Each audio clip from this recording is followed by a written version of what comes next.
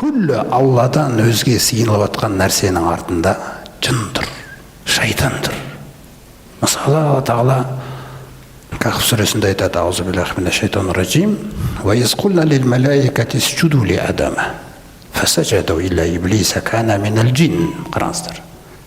Сол бір кез пайғамбар адамды жаратып, періштелердің күллісіне адамға сәжде қылыңдар деп бұйырған кезімізде күллісі сәжде қылды, іблісті айтпағанда. Кана минал джинни, ол жын еді.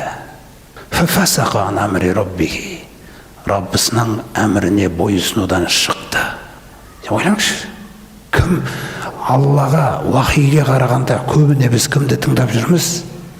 Рахманға бойұсынбаған, оңбағанға еріп жүрміз. Өзіңіз ойлаңыз.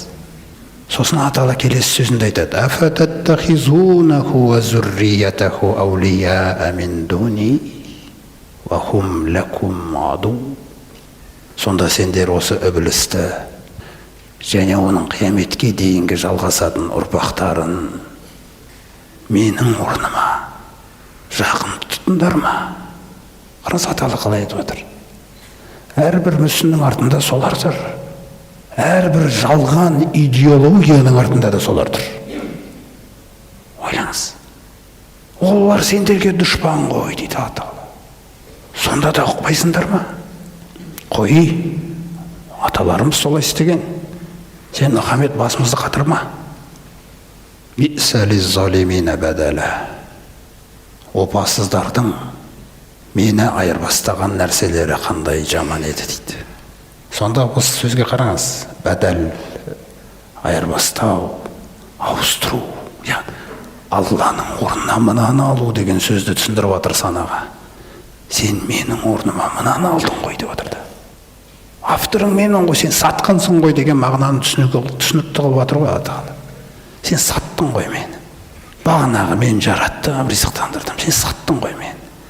Сен сатсаң да менімен жолығасың ғой ертең. Не деп айтасың сол кезде? Олар ақыретке сенбейді, сондықтан оларға бәрібір. Ясин сүресінде Алла Тағала қиямет күнгі жағдайды айтып отыр. Вамтазул яума айюхал мужримун. Ей қылмыскерлер, бұлай қарай тұрыңдар, мүминдерден бөлініп. Қараңыз, қандай күн болады.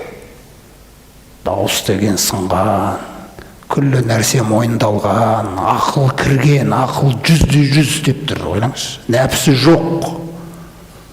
Сонда Тағала айтады: Әләм ахада илейкум я бәни Адам, әллә табуду шайтан, иннаху лакум адуум мубин. Ей адам балалары, мен сендерден серт алмап едім шайтанға ғибадат қылмаңдар деп. Күллі жер бетіндегі серік қосулардың түрлерінің бәрін бір шайтанға теңей салды. Артында кім тұр? Мен сендерден серт алмап едім, ей адам балалар деп сөйлеп отыр. Қараш қиямет. Менің қандай кінәм бар? Елшілерді жібердім, оны өтірікке шығардыңдар. Мен сендерден серт алмап едім, шайтанға ғибадат қылмаңдар деп. Ол сендерге анық дұшпан деп. Ва ани абудуни, маған ғибадат қылыңдар. Хаза сирату мустақим, тура жол деген осы Фатихада сұрап жүрген. Лақада адалла минкум жибиллан касира. Қаншалаған сендерге дейінгі буындарда тарихта оқып атсыңдар ғой дейді. Қаншалаған буындарда адастырып жіберді ғой. Заводской настройкадан. Афалам такуна тахқилун. Осыған да бір ойланып, ақылдарың жетпеді ме, ей адам балалары? Ақылдарың жетпеген соң жібердім ғой елшіні.